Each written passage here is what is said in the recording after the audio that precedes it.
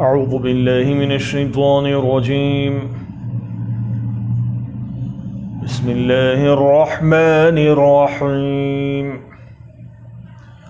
فلما فصل طالوت بالجنود قال إن الله مبتليكم بنهر فمن شرب منه فليس مني ومن لم يطعمه فإنه مني إلا من اغترف غرفة بيده فشربوا منه إلا قليلا منهم فلما جاوزه هو والذين آمنوا معه قالوا لا طاقة لنا اليوم بجالوت وجنوده قال الذين يظنون أنهم ملاقو الله كم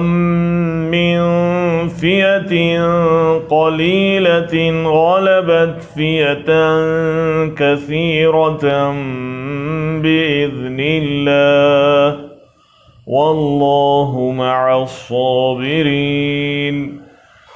ولما برزوا لجالوت وجنوده قالوا ربنا أفرغ علينا صبرا وثبت أقدامنا وانصرنا على القوم الكافرين فهزموهم بإذن الله وقتل داود جالوت وآتاه الله الملك والحكمة وعلمه مما يشاء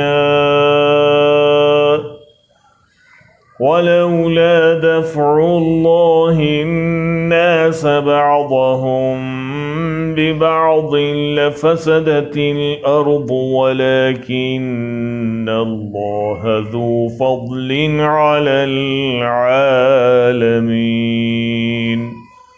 تلك آيات الله نتلوها عليك بالحق وإنك لمن المرسلين. صدق الله العظيم.